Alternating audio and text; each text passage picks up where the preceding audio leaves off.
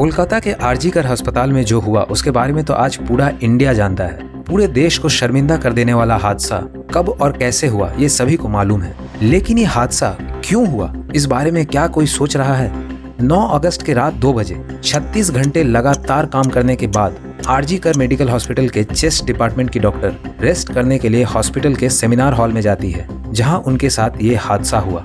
इस हादसे के बाद कॉलेज के प्रिंसिपल संदीप घोष ने मीडिया से कहा कि लड़की का रात में सेमिनार हॉल में जाना इररेस्पॉन्सिबल था। ये स्टेटमेंट कितना बेतुका है ये बताने की जरूरत नहीं है, लेकिन संदीप घोष के इस स्टेटमेंट ने इंडिया के मेडिकल सिस्टम में एक लूप होल को एक्सपोज कर दिया है। क्या सच में वो डॉक्टर 36 घंटे से ऑन ड्यूटी थी? क्या जरूरत थी उस लड़की को रात में सेमिनार हॉल में जाने की? क्या उस डॉक्टर के पास अपना रूम नहीं था, या फिर रेसिडेंट डॉक्टर्स के लिए अलग से रूम बनाया ही नहीं गया है?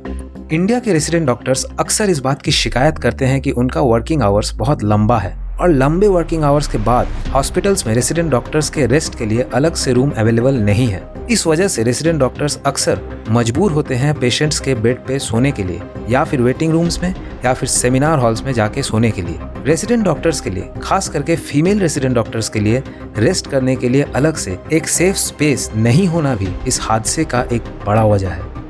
इंडिया के रेसिडेंट डॉक्टर्स को 24 से 48 घंटों तक लगातार काम करवाया जाता है, जिस वजह से उन्हें काफी मेंटल स्ट्रेस होता है, खास करके सरकारी अस्पताल के इमरजेंसी, सर्जरी, मेडिसिन और गायनोकोलॉजी डिपार्टमेंट में, जहां पेशेंट लोड सबसे ज्यादा होता है। हफ्ते में 5 दिनों तक राउंड द क्लॉक काम करने के बाद भी कई रेसिडेंट डॉक्टर्स को वीकली ऑफ भी नहीं मिल पाता। ये सारे शिकायत लेके federation of resident doctors association, जो इंडिया के रेसिडेंट डॉक्टर्स का सबसे बड़ा नेटवर्क है, नेशनल मेडिकल काउंसिल के पास जाता है। फोर्डा ने एनएमसी से मांग किया कि रेसिडेंट डॉक्टर्स के वर्किंग आवर्स पे लिमिट लगाया जाए, एक हफ्ते में 60 घंटों से ज्यादा काम ना करवाया जाए और एक साल में कम से कम 30 छुट्टी दिया जाए वीकली ऑफ के अलावा। फोर्डा से पिटीशन मिलने के बाद एनएमसी ने post graduate medical education regulation लाया। मेडिकल इंस्टीट्यूशंस को ये निर्देश दिया गया कि वो रेसिडेंट डॉक्टर्स को रीजनेबल आवर्स के लिए काम करवाए और रीजनेबल टाइम दिया जाए रेस्ट करने के लिए। लेकिन ये रीजनेबल टाइम और रीजनेबल आवर कितना होगा ये नहीं बताया गया। लगातार 36 या 48 घंटों तक काम करने की वजह से डॉक्टर्स के मेंटल और फिजिकल हेल्थ को नुकसान तो होता ही है, साथ ही पेशेंट के जान को भी खतरा हो सकता है। पिछले कुछ महीनों में इंडिया में लगातार एक के बाद एक कई ट्रेन एक्सीडेंट्स हुए, हजारों लोग मारे गए, घायल हुए।